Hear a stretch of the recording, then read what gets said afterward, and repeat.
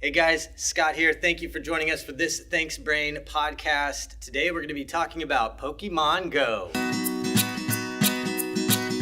All right, so Pokémon Go is this worldwide phenomenon that has pretty much taken everybody by surprise. Yeah, all demographics too. Like every single demographic. I know a lot of people that are in on this whole Pokemon thing, trying to catch them all.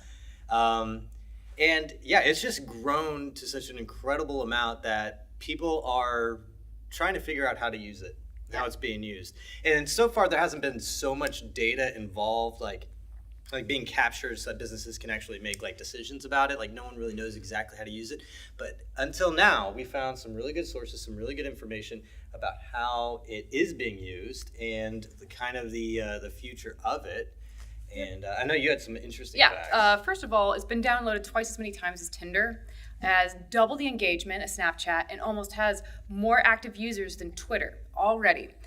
There's a lot of cool things that businesses are doing to utilize the game to boost their foot traffic.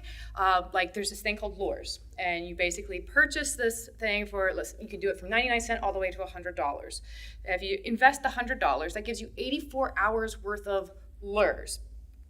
And for a half hour, one lure will end up generating a random number of these little monsters, Pokemon guys, so that people end up wanting to come to your business and catch them.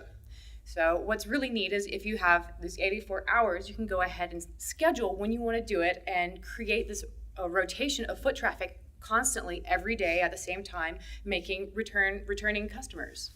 So if I have this lure, it's called a lure. Yep, like L-U-R-E. Like a lure in the water. Yep. So if I have this lure and I'm a business and I want to attract people to it that are on Pokemon Go, which is a whole lot of people, I just buy one of these lures and just put it like in my business and people can come inside my business. Yeah, talk about huge ROI. $100 and you've got this thing that you just sit there and you play it. Half hour every once in a while. We should have like a lure for like our Thanks Brain events. Like just have people awesome. Come on by and see if that works. Yeah. Oh man. The other thing that you can do as a business is you can create these custom badges. So one of the big things in the game is if you want to get a badge for this or that, any kind of specialty thing. Well, if you find out that people will come to your thing with the lures, go ahead and create a specialty badge so when people get there, they're like, oh, I've been here 5 times, I've got the badge. What was that app where people go in and they check in? Foursquare. So it's kind of like Foursquare, too? Kind of. Because people, they check in enough and they become the mayor, It would be something similar like that, yeah. So you can say how many times the customer needs to check in before they have this badge, which is, again, goes back to creating these lures and scheduling it and creating habitual customers.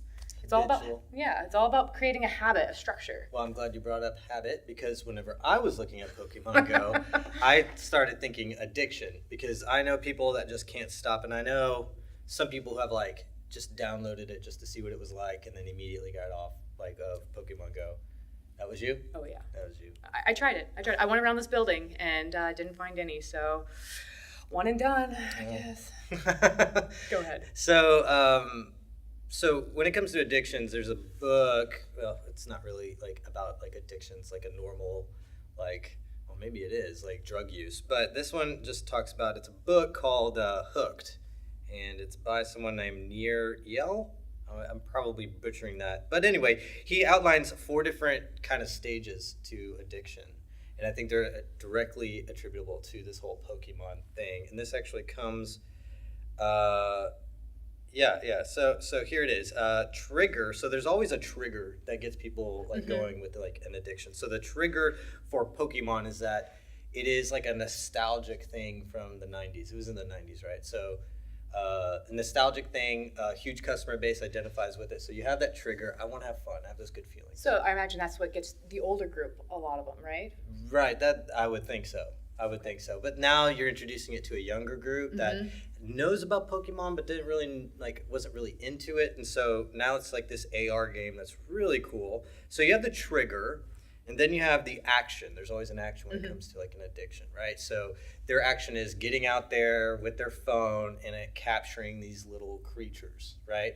Then after that, then you have variable reward. Now this is interesting. I think that this is one that kind of perpetuates it, not as much as the next step, but it's very important. If you're going to create something that hooks people, creates like an addiction, you want to have a reward that is variable, that isn't the same reward every time. So with Pokemon Go, you're capturing different people, or different, you're not capturing different people. You're,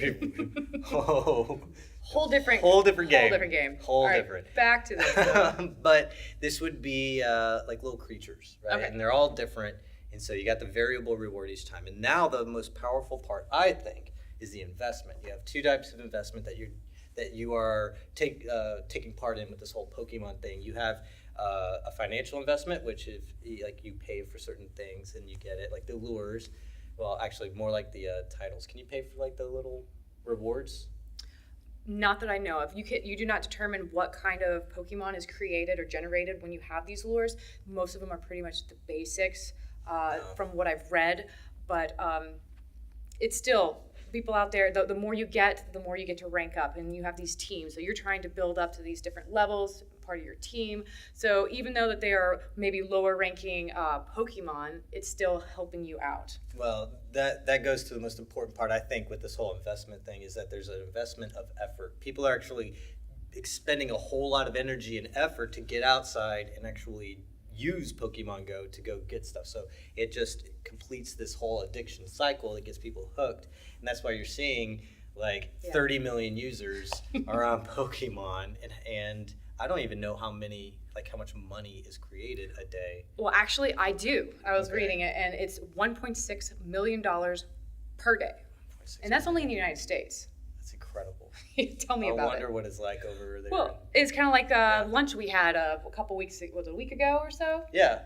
Instead of having green lures. turtle. Yeah, green turtle. Instead of having lures, they just had this thing when you walk in, and it had a sign where, if you catch a Pokemon in the restaurant, you get free chips and dip. I mean, it was awesome. Yeah, so we walked into this green turtle, and there's one guy with us, Richard. And Richard, if you're listening or watching, hey, what's up? And Richard heard about this whole deal and went and caught a Pokemon, and the whole table got chips and dip. So I thought that was a really creative way. It was a great perk to lunch, that was for sure. So that was cool. So I heard that this game is taken off so much that there was a guy in New Zealand. Let me see if I can get his name here, because I want to get his name right. I mispronounced it, but earlier today. But his name is Tom Curry. He was a bartender over in New Zealand. He actually quit his job to go play Pokemon full time. So how did he make money? Does it say? I don't know. I mean, he was a bartender in New Zealand. I don't know what it's like being a bartender in New Zealand, but he must enjoy it a whole lot. Yeah, no doubt. I know here locally in Hampton Roads, you can make a pretty penny being a bartender, but New Zealand, that's on that bucket list, Right. All right. Well, I do, before we shut this down, want to go ahead and say that, the app Yelp?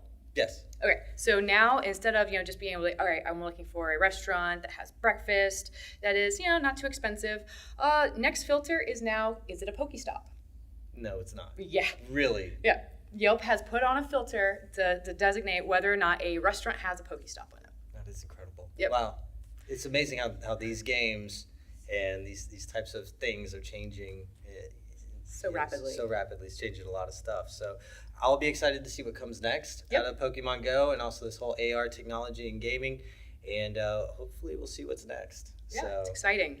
Anyway, thank you for joining us today for this Parari podcast that wraps things up. Hey, if you want to hear something from us, if you want to see us talk about something out there, we can talk about tech, creative, anything you like, go ahead and let us know. We're on Twitter, so it's @Parari Group. And also, if you want to learn more about Parari Group, go to pararigroup.com.